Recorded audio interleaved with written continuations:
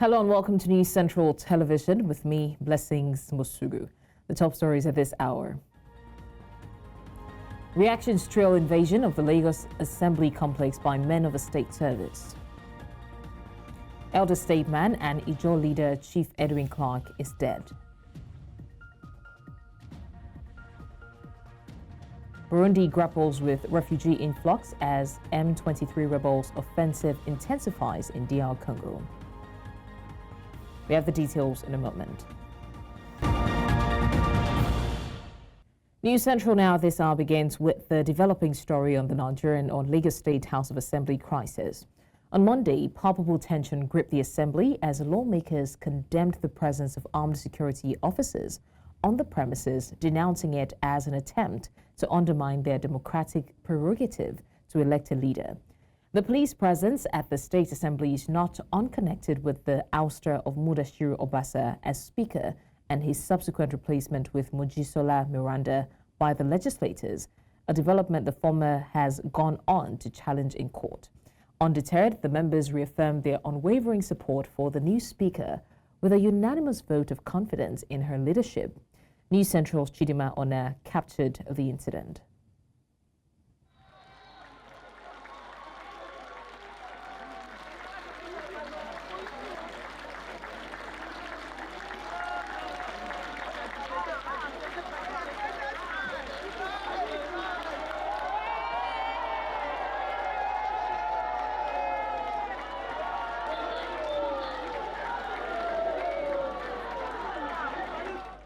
It was an emotional moment in the Lagos State House of Assembly as Speaker Mojisola Miranda sat, overcome with tears, while members voiced their unwavering support for her leadership.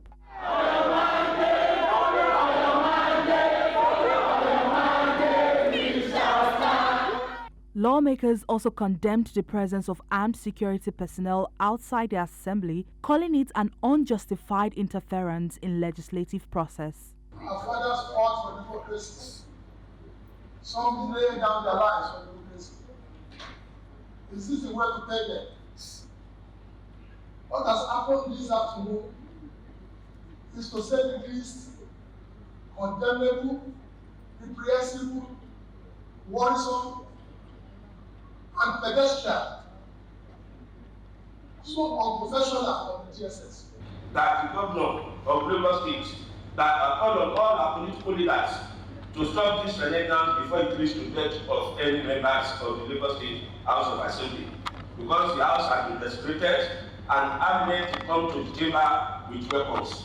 The controversy surrounding the security deployment has only strengthened the lawmakers' resolve. They insist that a choice of Speaker must stand and that no external pressure will deter them from upholding democratic principles. On behalf of the entire members that are seated here today, 36 of us that are seated here today, that we have elected you as our Speaker and that we have removed the former Speaker as our Speaker. Madam Speaker, we are calling on our father. He's a father of 40 members that he has raised over time, 40 members that he has nurtured to people we have today, 40 members that we served him and he believed in us.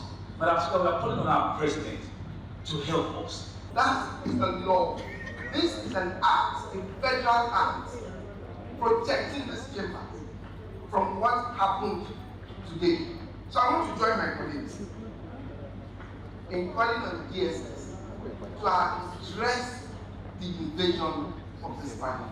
With political tension still high, lawmakers have passed a vote of confidence in Mojisola Miranda, sending a strong message that the legislative arm of government will not be undermined. In Lagos, reporting for News Central, I am Chidima Ona. Now, the former Vice President, Atiku Abubakar, has strongly condemned the invasion of the Lagos State House of Assembly by security operatives on Monday, calling the incident utterly reprehensible. In a statement on his X handle, Atiku demanded a full and thorough investigation into the incident, expressing concern that the operatives were reportedly acting under a mandate to enforce a leadership change within the Assembly. The 2023 PDP presidential candidate criticized the involvement of security forces in parliamentary disputes, calling it a disgraceful attack on democracy and an affront to the Nigerian electorate, particularly the people of Lagos State.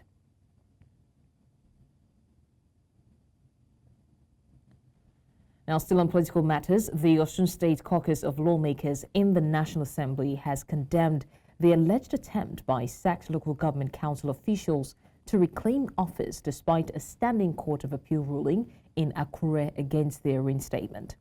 Now, speaking on behalf of 11 other lawmakers, Bamidele Salam, a member of the House of Representatives, expressed concern over what he described as a breakdown of law and order in the state. He reaffirmed the parliament's commitment to upholding democratic principles. Salam also accused security personnel in the state of aiding the act and called on President Bola Tinubu to intervene. He further urged the All Progressives Congress leader or leadership in Osun to abide by the rule of law. State woke up to the criminal takeover of the local government secretariat by these sacked officials who forcefully broke into the premises of the councils in several local governments, aided by thugs and hooligans who have been shooting sporadically, wreaking havoc on the people of the state, thereby constituting a very great nuisance and danger to the peaceful people of Osun State. Sadly, this is being perpetrated with the support of some security personnel relying on a non-existent judgment of the Court of Appeal. We hereby call on His Excellency, the President of the Federal Republic of Nigeria and the Commander-in-Chief, who is the father of the nation, His Excellency President Asiwaju Bola Ahmed Tinubu, and of course to all well-meaning persons, organizations and groups, civil society, the media and the international community to call to order security personnel who are aiding and abetting this violation of the ground norm of Nigeria, which is the Nigerian Constitution. Now, former Senate President and Chairman Board of Trustees of the People's Democratic Party, Adolphus Wabara, says no one can remove him from the party. He made this vow during the 80th birthday celebration of former Secretary to the Abia State Government, Eme Okoro, at the International Conference Center in Umuahia, Abia State, before a large gathering of PDP members and Governor Alex Otti. He says he will continue to commend the governor for his developmental strides irrespective of party affiliations. Recall that the State Executive Committee recently announced the suspension of Wabara from the party over alleged comments that Governor Alex Otti's second tenure was assured. Man can see what is happening in Abia. And I'm saying this again now. Maybe they should now see this. I was suspended. They should now expel me. But having said so, sir, continue with the good works. Our ancestors in Abia are with you. Because I believe in this party. No ragamuffin, no urge can push me out of this party. I will try my level best to bring in. Now, Pan-Niger Delta Forum leader Edwin Clark is dead. Clark died on Monday, 17 February 2025 at the age of 97. Chief Clark was a statesman and an Ijaw leader and politician from Delta State. He worked with the administrations of military Governor Samuel Ogbemudia and head of state General Yakub Gowon between 1966 and 1975. Now, in 1966, he was a member of an advisory committee to the military governor of the Mid-Western Region province, David Ejor, and was appointed Federal Commissioner of the Information in 1975. Now, Clark was unofficial advisor to President Goodluck Jonathan. He was also a philanthropist who founded the Edwin Clark Foundation and established a university in his hometown. His death was confirmed in a statement by a representative of the family, Professor C.C. Clark. Still on Edwin Clark's demise, he was born on May 25, 1927 in Kiagbodo, Delta State. Clark dedicated his life to public service, advocating for the rights and development of the Ijaw people and the Niger Delta region. Clark's political career spanned several decades with notable roles including Commissioner for Education in the Old Midwestern region, Federal Commissioner for Information, and Senator in the Nigerian National Assembly. He was also an unofficial advisor to President Goodluck Jonathan. Now, as a champion of the Ijaw people, Clark played a pivotal role in the struggle for resource control and the betterment of the Niger Delta region. His efforts earned him recognition and respect both within and beyond Nigeria's borders.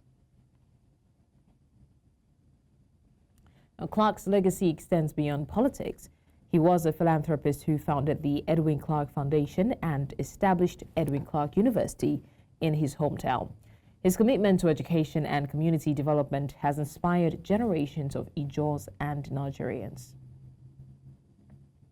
Now let's flip over to Nigerian judiciary, where we learned that the legal landscape in Nigeria has continued to evolve due to the disruption of digitalization. This was the submission of legal practitioners at the Law Week by the Nigerian Bar Association, Surulere chapter. The stakeholders urged legal practitioners to uphold the ethics of the profession, even as they remain digitally inclined. News Central's Omolola Ololade has more in this report. The Nigerian judiciary plays a crucial role in upholding the principles of democracy, ensuring the rule of law and safeguarding citizens' rights.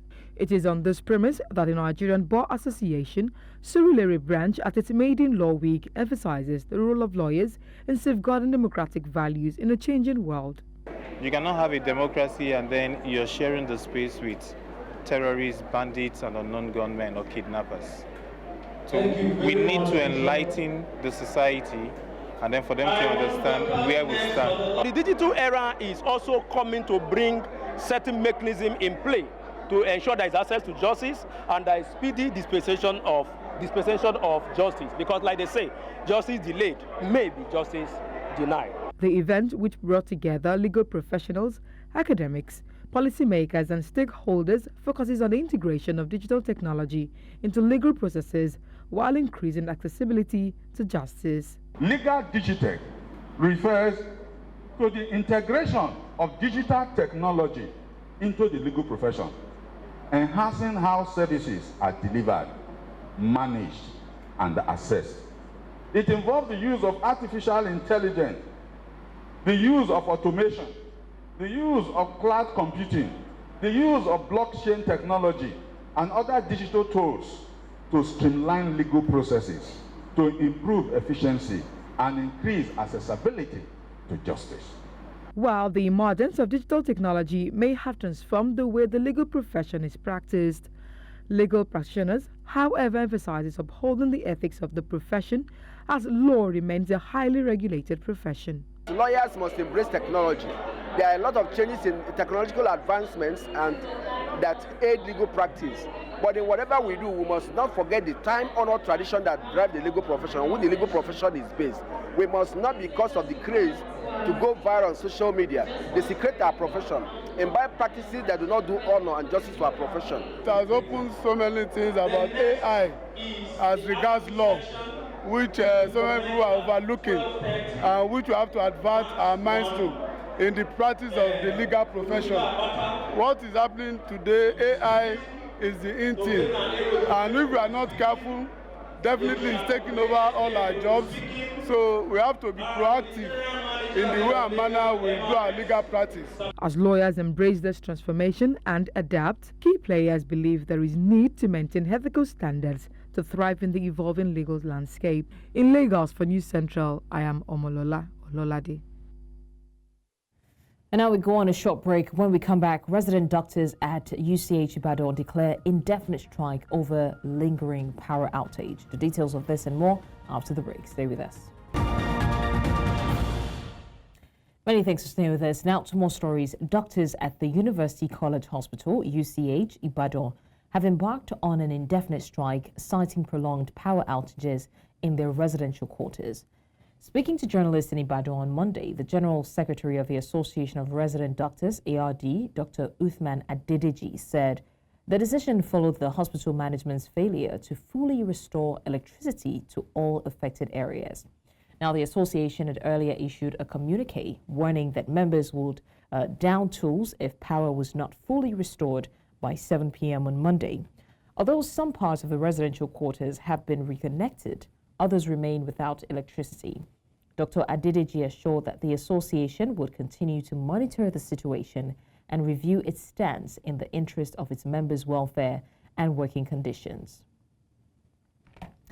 Now let's get to security matters. The Kano State government has set up a committee to profile local and international humanitarian and development organizations operating in the state and to monitor their activities. The secretary to the state government says the move has become necessary in order to ensure the affected organizations don't tamper with the values, the peace and security of the state. News Central's Emmanuel Bagudu has the details. Kano State, located in Nigeria's northwestern region, has had its own fair share of terrorism-related activities in the past, with many in the state still worried that this has not been totally eradicated.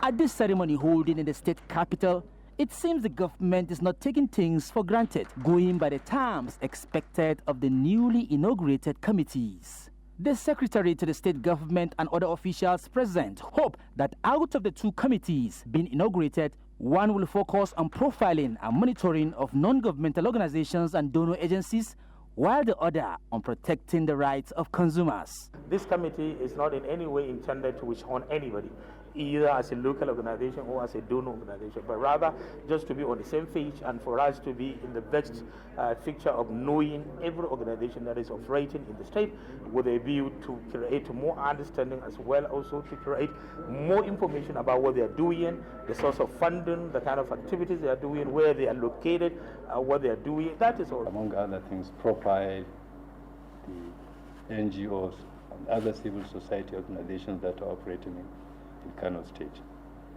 so that the government and the people know who they are, what they are doing, what is their source of funding, and to determine whether there are any negative implication arising from their activities.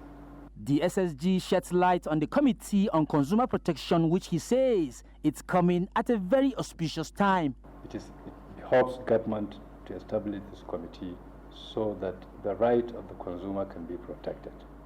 He will be protected from adulteration. He will be protected from what we call in Hausa tayo mudu. You know what that means? That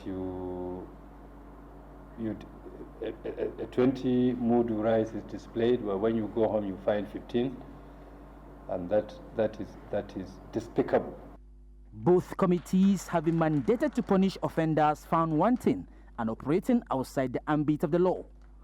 In Kano for News Central, Emmanuel Bagudu. Now we circle back to the Lagos Assembly tensions that we did cover earlier on, and we have a guest who will be discussing this with us. For more on this, I'm now joined by Habib Aruna. Habib is a publisher and the Chief Press Secretary to the immediate past governor of Lagos State. Habib, thank you so much for joining us, and good afternoon to you. Good afternoon. All right. How exactly does the assembly drama come to you? What is your take in all of this? Well, it's been going on for quite some days now, and some of us were thinking that good reason were prevailed. By now, it appears the principal characters in the drama are not sharing their swords. Obasai is not giving up. The lawmakers are insisting that Miranda will remain the speaker, and the father of the state, the president of the state, President Tinubu, from what we are hearing, is also insisting that the speakership position should go to Lagos West. So that is what is going on. What happened yesterday, as later gathered, was that it was indeed the House of Assembly acting clerk, that wrote a letter to the security agencies in the state to inform them of the impending problems that might happen if the former speaker comes back. So that was why they came to the House today. And unfortunately, the DSS did not manage it well, and it led to some fracas between them, the staff, and the lawmakers. But the way I'm saying it, I am thinking that the leader of the state, not the governor is not the leader of the state, interestingly, that is President Tinubu will intervene adequately. So I think it will be resolved. But I'm also hearing that the leader is insisting that the speaker resigns, which she did yesterday. He did resign, but the lawmakers, all of them, they moved a bit of confidence to support her, and she should not go. That was why she cried openly yesterday. But either way, I think the state and the APC, they have a way of resolving the internal crisis. I'm waiting for them to do that.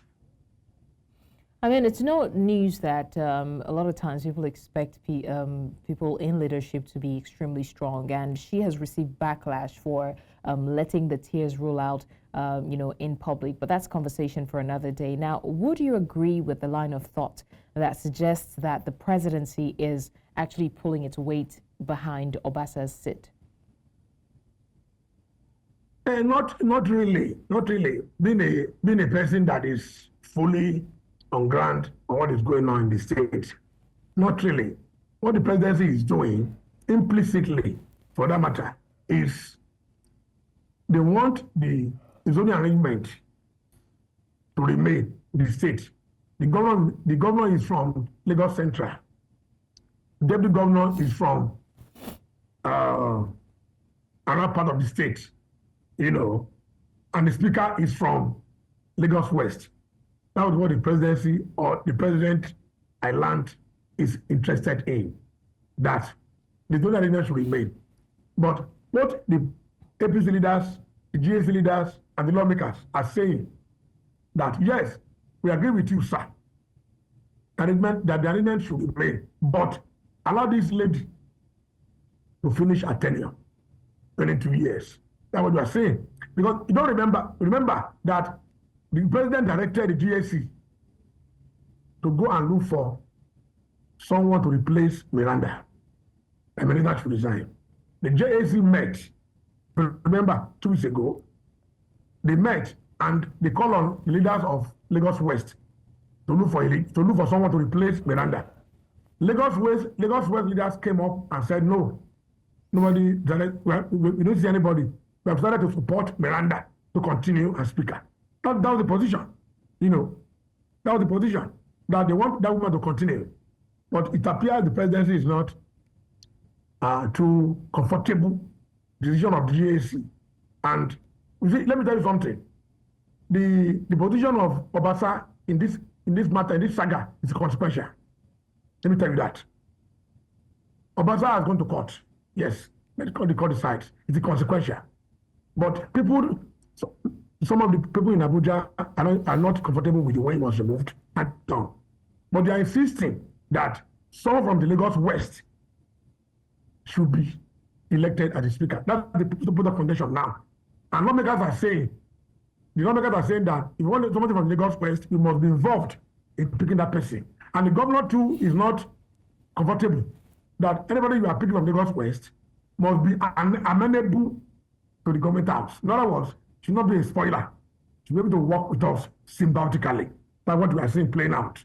But either way, I think between now and weekend, there will be a way out to be resolved. Okay, I would also like to ask, where do you think that this is headed, especially as it appears to be that one of the camps is probably enjoying the federal might, although you have said that you don't think so. But where do you think all of this will end up at? Well, I think eventually, even the character and nature of Lagos politics are giving the overwhelming control of the president. Even before he became president, was very consequential, was very powerful, was very decisive in politics of the state. And now that he's president, he has both in yam and in knife. So I see him having his way in installing a person from the Lagos West, to replace Miranda as the speaker. I don't see Obasa coming back. Not possible. That will not happen. They will not allow it. But eventually and ultimately, it's not impossible for someone from the Lagos West to come out and replace Miranda. That is the way to play out ultimately. So, what do you generally see the Assembly saga as a test on the resilience of the decades-old political structure in the state? Pardon, what do you say? So, would you see all of this as a test on the resilience of the decade-old political structure in Lagos State? That is the reality, my sister. That is the reality. In some states in Nigeria, the governors are not uninterested in who becomes the head of the legislature. Because the legislature is a very powerful body in the state. They can remove the governor. The governor is fun wanting.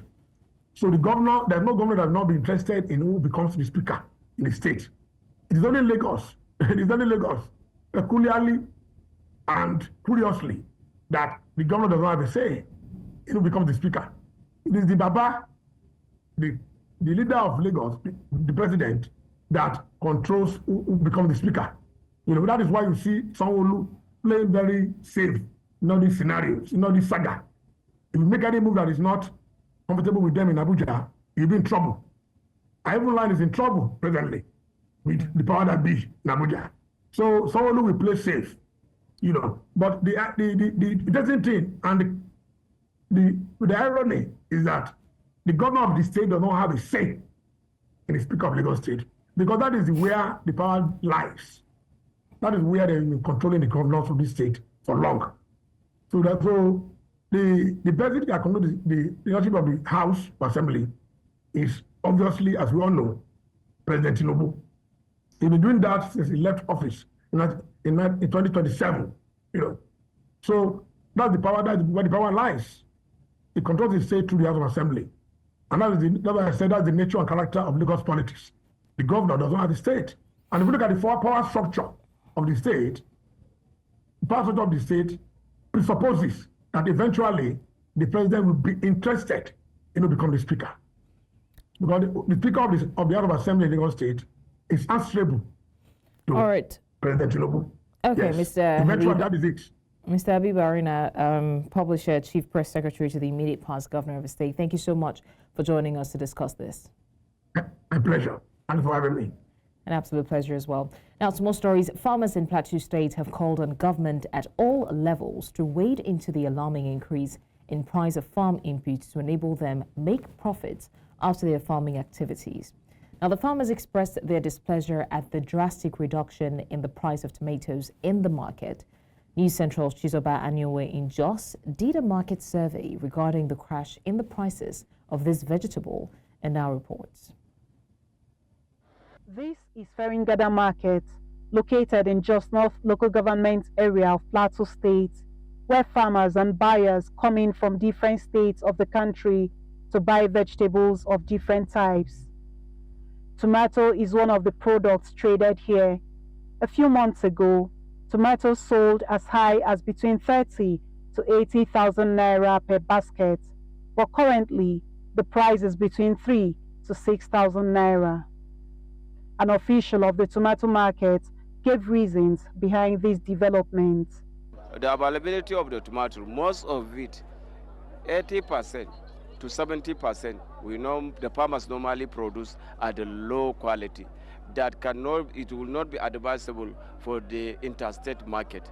But those that are in low quality, we normally use it at the domestic use, at home. That is making the price to go down. So those that engage themselves in international or interstate market, that price is still maintained at 6,000. The consumers couldn't be bothered about the reason for the drop in tomato prices. They are simply happy with the development. Before we used to buy 6,000, 7,000. Now today market, I bought it 35, and I'm happy. We thank God for the new price. Now you can see this one. It's now 500. instead of 1,000, 2,000. Very soon now it will be high. So we are all happy since everybody can eat it. As the saying goes, one man's meat is another man's poison. So while consumers are pleased with this decline in price, these farmers aren't happy with the development. The tomatoes now is down. Farmers, we are losing. We are not getting anything because fertilizer, the mixing, chemical and fuel to on the gene is not easy with us. Honestly, we are finding it very difficult.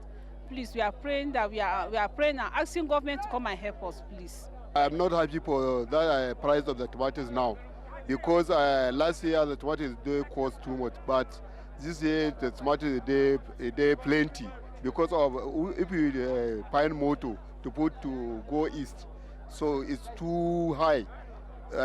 Money for the motor is too high. Now with these new prices of the various varieties of tomatoes in the market, it is expected that government at all levels come to the aid of these farmers to make these farm inputs more available for them at reduced cost too. In Plateau, for News Central, Chizoba and Yowe. You're still live with us in the news. We'll go on a short break now, and when we come back, we have more stories. Do stay with us. Thanks for staying with us. Nigeria's National Board for Technology Incubation has called for the enactment of Executive Orders 3 and 5 into law, saying that it will promote local participation in the nation's ICT sector. Now, the new Director General of the agency made this known while taking over from his predecessor in Abuja, saying that this will drive Nigerians to embrace local technology and boost the nation's economy. Just very recently, somebody came up with the idea of a tri-tractor. And the tri-tractor, if you see the kind of output coming from this tri-tractor, if you help this person to commercialize this product, imagine Nigeria is an agrarian nation, and we can make use of this thing. We don't need to go outside to go and import tractor again if we develop our own local entrepreneurs. And that is the reason why I've always been advocating, even while I was executive director in Nigerian Communication Satellite, that the executive order 003 and 005 on ICT local content has to become an act of parliament. It's not just an executive order alone. They have to become act of parliament so that if they become law, then Nigerians will embrace our own local technology. Now, the Israeli government has assured of its commitment to building the capacity of medical practitioners in Nigeria's health sector. This was during a symposium in the nation's capital, Abuja, where Israeli surgeons performed several pancreatic surgeries on citizens with the aim to build the capacity of their Nigerian counterparts. Now, Amadine Uyi tells us more. The pancreas is the gland in the abdomen that produces enzymes for digestion and hormones that regulate blood sugar. It is located behind the stomach and when usually affected by a disease, needs very complex surgical procedures which cannot be done in the country because of a lack of capacity.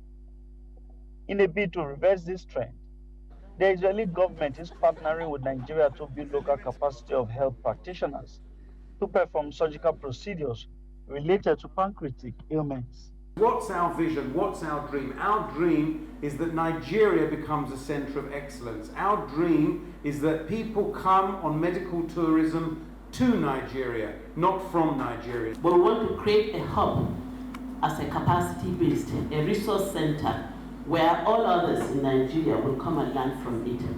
And so it's not only limited to people that will have access in FCT, but beyond FCT.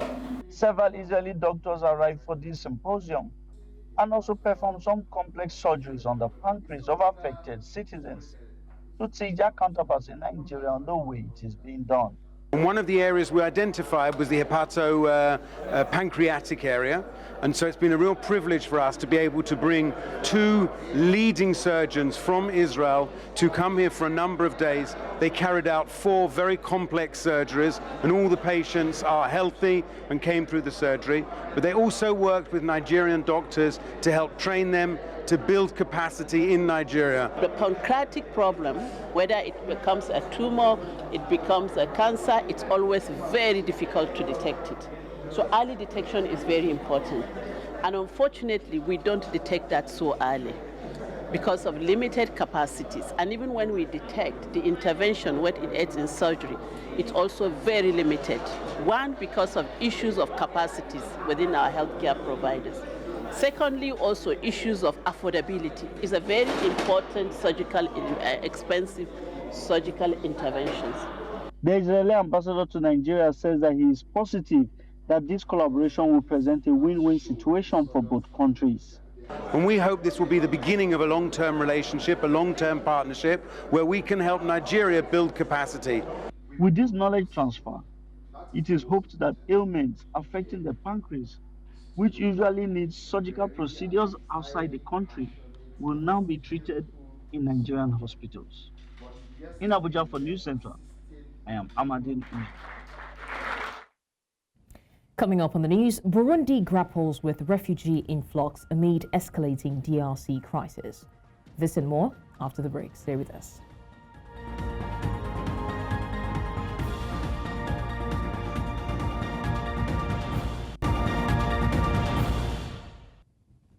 Welcome back. Now, thousands of refugees have crowded a camp in Bubanza, Burundi, near the border with Eastern Democratic Republic of the Congo, fleeing the advance of M23 fighters backed by Rwandan troops. Burundi's Interior Ministry reported on Monday that nearly 10,000 people had crossed into the country in the past 3 days as Rwanda-backed forces intensify their offensive in eastern DRC. Officials say refugees are entering Burundi through the Gatumba border post or crossing the Ruzizi River.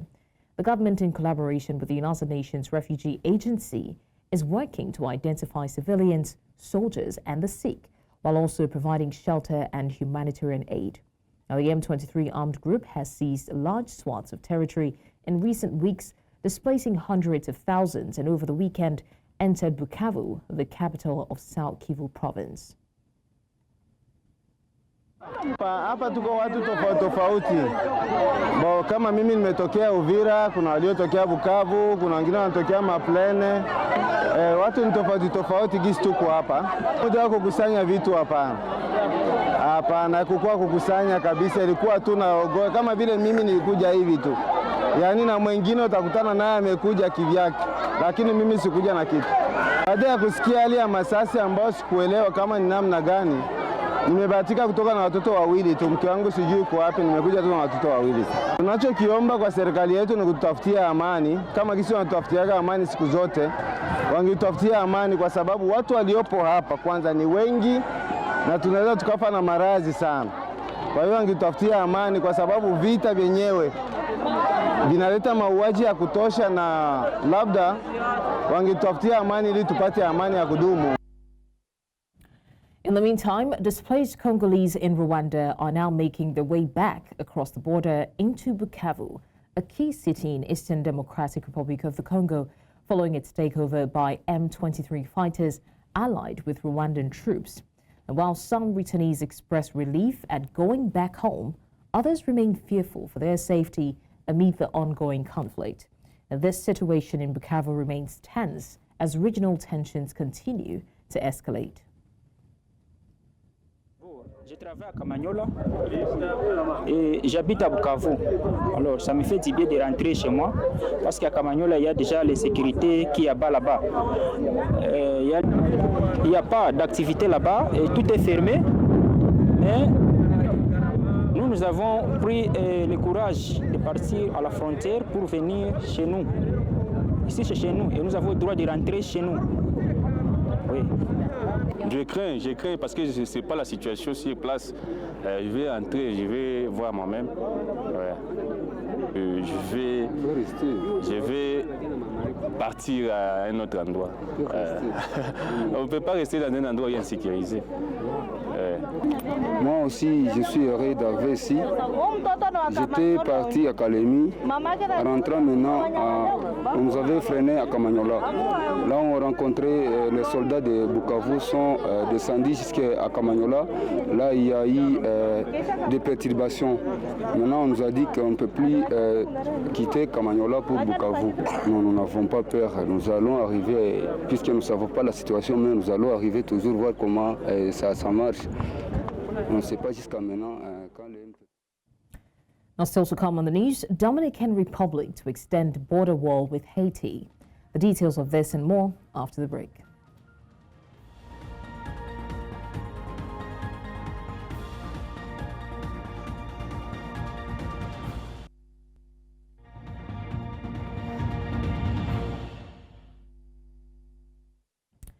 Now, President Luis Abinader has announced plans to extend the border wall with Haiti by an additional 10 to 12 kilometers, increasing the total length to 176 kilometers.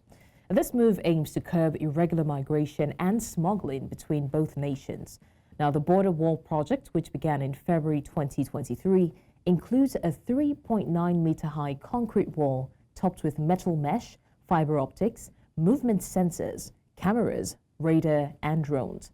The wall is being built in Dominican Republic territory, allowing soldiers to patrol on both sides. Now, the extension is part of a government's efforts to secure the border and reduce illegal activities. However, the project has been met with controversy, with some arguing it would do little to reduce illegal migration and may lead to increased tensions between the two nations.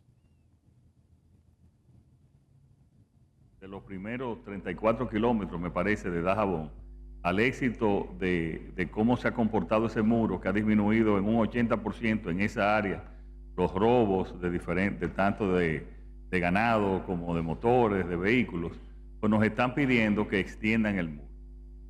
Eso va a un proceso de licitación.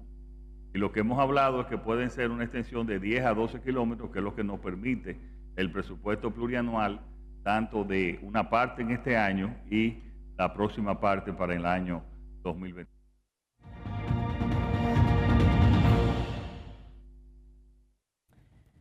And to sports now, the Nigerian Basketball Federation has announced its final 12-man roster for the third window of the FIBA AfroBasket qualifiers set to take place in Tripoli, Libya from the 21st to 23rd of February 2025. Now, the squad, featuring a mix of experienced players and emerging talents, includes Captain Ike Nwamu, Caleb Agada, and Christian Mikowulu. The team will begin preparations with their first practice session on the 18th of February after arriving in Libya. Nigeria aims to secure a strong position in the qualifiers, showcasing skill and resilience on the road to AfroBasket 2025. The Nigeria Basketball Federation has pledged full support and urged fans to rally behind the team as they take on this crucial challenge in Tripoli.